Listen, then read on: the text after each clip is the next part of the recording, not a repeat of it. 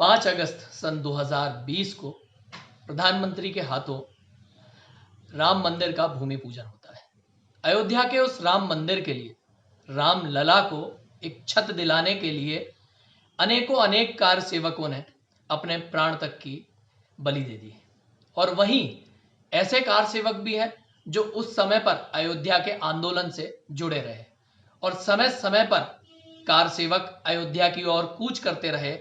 और जो कार सेवकों की गाथा है वो आज प्रत्येक भारतीय को जानने की आवश्यकता है।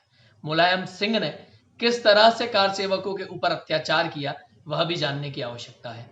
आज भोपाल के एक मिसरौद गांव में निवास करने वाले कार सेवक, जिन्होंने अयोध्या मामले में पूरा अपना योगदान दिया, कार सेवकों के संघर्ष में अपना योगदान दिया और रामलला के उस मंदिर के लिए अपने पूरे प्रण से जुटे रहे, ऐसे कार सेवक आदरणीय कनीराम पाटीदार जी हमारे बीच में हैं और हम उनसे कार सेवकों के पूरे संघर्ष की गाथा को जानना चाहेंगे।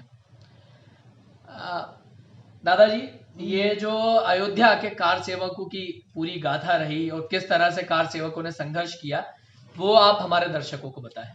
अपने भोपाल के जो फद्दा ब्लॉक के कार्यकर्ता हमारे साथ थे, वो श्री राम मंदिर सब्जी मंडी से एमपी की कार बस जो थी उसमें हमें चाकघाट के लिए रवाना किया था। हम चाकघाट पहुंचे थे रात को 8 बजे। चाकघाट जब हम पहुंचे रात को 8 बजे तो हमारी व्यवस्था की, हमारा नाश्ता पानी ये वो वहाँ से गाड़ी छोड़ के और वापस आ गए। जब हम चाकघाट से सुबह चले तो आगे खाइयाँ खुदी थी, तो बस नहीं जा रही थी, कोई बस नहीं थी। हमने अपने पैदल रवाना हुआ, सारे के सारे हमारा जत्था, और हम बराबर चलते रहे। रास्ते में कोई अगर गाड़ी भी मिली तो उसने हमें बिठाया नहीं। हम शाम को 8 बजे नैनी पहुंच गए। नैनी में आराम से हमें रुकने के बाद भोजन व्यवस्था हुई और रात फिर हम नैनी में रहे। सुबह जब सो के उठे तो हमने गंगा स्नान किया। स्नान करके नाव में बैठ के और इलाहाबाद की तरफ कूच कर दिया। जब इलाहाबाद की तरफ कूच किया तो इलाहाबाद के 7 ही थानों में कर्फ्यू लगा था, कोई आना जाना नहीं था। हम सीधे इतने उतरे लुपे चुपे बस स्टैंड पहुंचे। वो बस स्टैंड से हमने बस पकड़ी। बस पकड़ के और हमने प्रतापगढ़, दिल्लीपुर प्रतापगढ़ का के लिए रवाना हुए। हमें दिल्लीपुर पे पुलिस ने रोक लिया।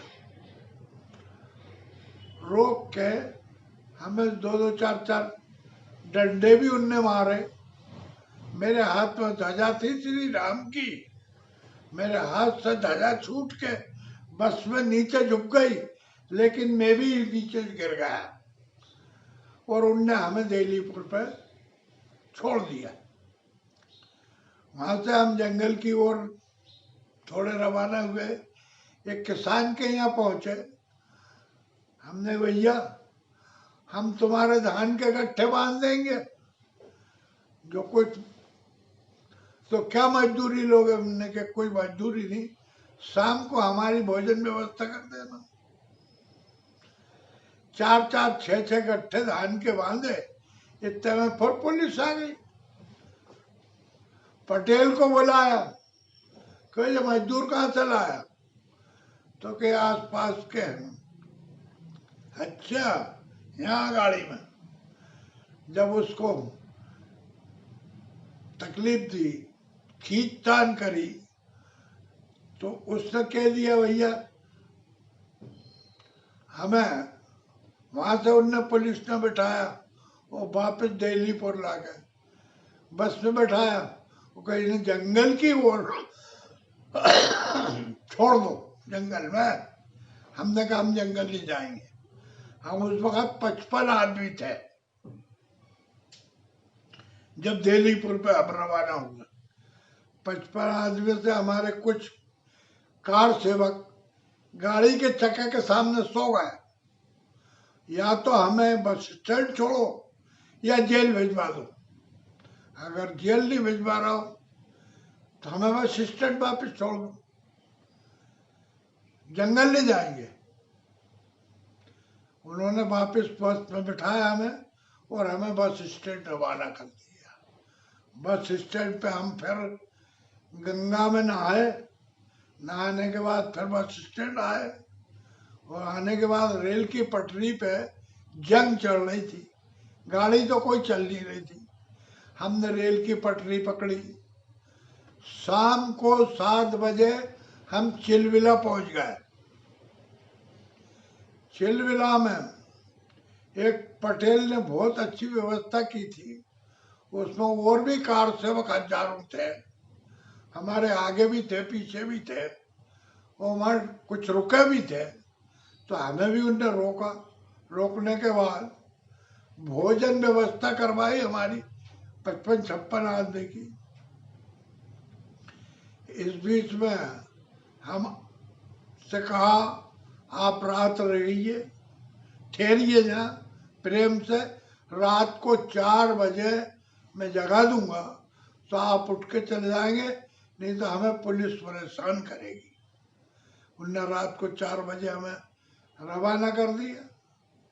हम आगे बढ़ गए। आगे बढ़े तो तिवारीपुर पहुंचे।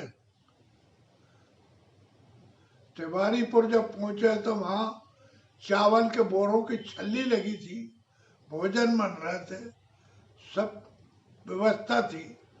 और वो केल के पत्ते जो थे उसके टुकड़े थे, उनको सबको परसा। चावल के सामने इमली का जो खटूबरा होता है उसको हमारे चावल के उसमें मिला। सबने प्रेम से भोजन किया। आगे जब पहुंचे तो मूंगफली के ठेले और गन्ने के रस सब ले लेके खड़े, भैया पियो खाओ पियो खाओ। हमारी माता बहनें कह रही थी, एक गांव में जब हम पहुंचे, अरे बेटा तुम कहाँ से आए? हमने कहा हम भोपाल से आए। हमें तो पता ही नहीं यूपी में कि यहाँ क्या हो रही है मेरे लाल, तुम कहाँ पैदा हुआ, कहाँ मरने आए? हमने कि नहीं माता जी, हम मरने नहीं आए, हम कार्य करने कार सेवक बन के आए हैं। और अयोध्या की माटी का तिलक लगा के वो भले ही प्राण चले जा, हमें कोई गम नहीं होगा। आगे बढ़े सब कार सेवक, कुछ हमारे कार सेवक फिर घटते गए, वापस होते चले गए। तो हम 25 रह गए 56 में से। फिर हम पहुंचे एक गोमती नदी जो थी गंगा से निकली हुई गोमती, उसमें एक कार सेवक ने नाव लगाई थी। उस नाव में जितने भी कार सेवक जाते थे सबको वो पहले पार उतारता था। हमने उससे कहा भैया कुछ आप दान दक्षिणा जो है लगता हो बोलो। उन्होंने कहा मैं अभी तक 4000 आदमी उतार चुका हूँ, एक पैसा नहीं लिया किसी से, तो तुमसे क्या लूंगा? मैं तो उस प्रभु से लूंगा जिसने मुझे ये ना दी। आगे बढ़ गए। आगे बढ़ने के बाद करीब पहुंच गया। फिर हमें जंगल मिला थोड़ा सा, वहां मुलायम सिंह ने पानी भर दिया था नहरों का। उसमें हम दिन भर चले, शाम को उसमें से निकल के और अयोध्या की तरफ प्रस्थान किया, रवाना हुए। चलते चलते फिर हमने एक गांव गए, वहाँ भोजन किया। भोजन करके वो करीब हम 5-6 बजे अयोध्या पहुंच गए। जब अयोध्या पहुंचे तो हम हरे मंदिर में निवास किया हमने। वहाँ हमारे महाराज जी थे, सरदार नगर वाले, और एक बाई थी बगली वाली, सिद्धि बाई, ये मंदिर में मौजूद थी। इनने हमारे लिए भोजन बनाया, भोजन व्यवस्था की, और ये पहले ही से वहाँ रहती थी। फिर हम रात रहे। सुबह पता चला 9-10 बजे कि अशोक सुंदर आ रही है। हम मंदिर में थे। वहां से हम निकले तो पता चला कि सरजू के पुल के ऊपर बहुत बड़ा संघर्ष हो रहा है। हम मंदिर में रहे, हम नहीं। सरजू के उस प्लाट पे पहुंचे, वो देख के वापस। फिर दूसरे दिन जब अशोक सुंदर आया और उसमें सब ने रवाना हुए, क्योंकि जैसे भगवान कृष्ण का जो जन्म हुआ था ना, वो कंस की जेल का ताला टूटा था, वो सीन उस दिन अयोध्या के अंदर हमें नजर आया।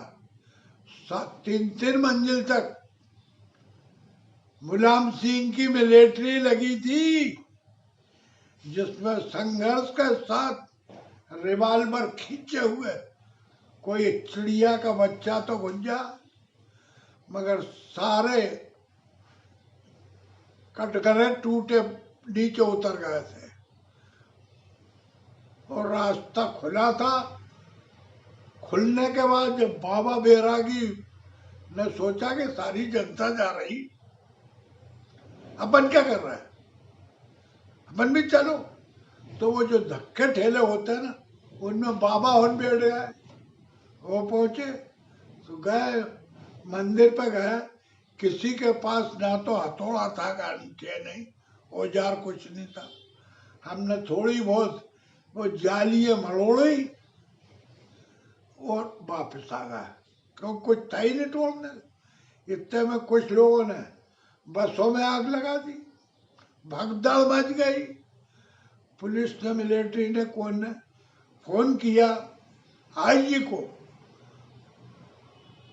आईजी साहब जे क्या हो रही है?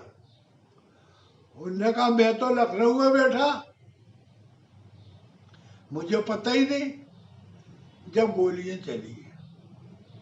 हमारे इंदौर के 2 बंधु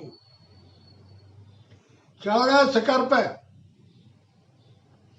और उन्होंने उठा के श्री राम लाला की ध्वजा, जय श्री राम, ध्वजा चढ़ा दी।